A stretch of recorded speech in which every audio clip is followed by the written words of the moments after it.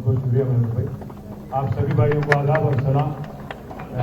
मैं रमजान महीने का मुबारकबाद देना चाहता हूँ आप सभी को। और हमारे जो एमएलए साहब हैं, हैट्रिक एमएलए यहाँ के विवेकानंद साहब, और हमारे भाई और एमएलसी शमीपुर राजू साहब, और हमारे जितने भी साबिका कॉरपोरेटर है, आप कॉरपोरेटर भाई और बहन, आप सभी को, और जितने भी हमारे डिवीजन के लीडर हैं और स्टेट लीडर और डिस्ट्रिक्ट लीडर है, आप सभी भाइयों को, और हमारे लक्ष्मण रेड्डी साहब जो पार्लियामेंट के इंचार्ज हैं उनको, और आप सभी भाइयों को मैं पहले मुबारकबाद देते हुए बस इतना ही कहूँगा, ये सियासी मंच नहीं है, सियासी जलसा नहीं है, इसलिए ज़्यादा सियासी बात नहीं करूँगा।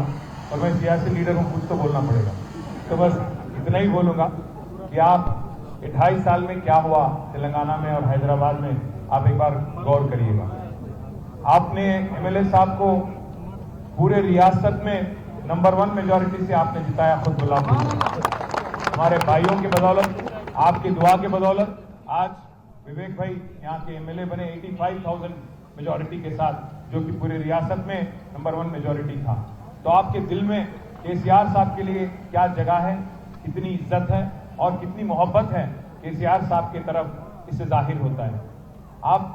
मैं फिर एक बार यही कहूँगा, 2-2.5 साल तक तेलंगाना में जो एक माहौल था, जहाँ हर कोई खुश था, ना किसी की मजहब की या किसी की जात के नाम पे कोई सियासत करने की जरूरत नहीं थी, और हर किसी को, इंसान की तरह, गरीब को गरीब की तरह देखते हुए हर प्रोग्राम लाया गया था।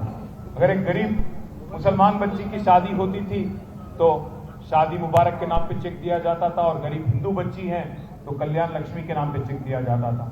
अगर एक गरीब हिंदू बच्ची को बतुकम्मा के दौरान एक साड़ी मिलती थी तो रमजान के वक्त गरीब मुसलमान को तोहफा मिलता था, घर पे बच्चों के वास्ते और घर वालों के वास्ते कुछ कपड़ों का इंतजाम किया जाता था। साथ ही साथ अगर गरीब क्रिश्चियन है तो उनके लिए भी क्रिसमस के दौरान एक गिफ्ट दिया जाता था। पर आज न रमजान का तोहफा है, न केसीआर का किट है, न क्रिसमस का गिफ्ट है, न बतुकम्मा का साड़ी है। और आप तो जानते ही हैं, कांग्रेस ने तो ठान लिया, क्योंकि उनको एक सीट तक नहीं मिला हैदराबाद में, वो लोग ठान लिए कि हैदराबाद को किसी भी हाल में इसको बदनाम करना है और किसी भी हाल में यहाँ की तरक्की में टांग अड़ाना है। पर एक बात तो पक्का है, हैदराबाद की तरक्की कोई नहीं रोक सकता, कुतुबुल्लापुर हो या शहर हैदराबाद हो, ये महफूज है।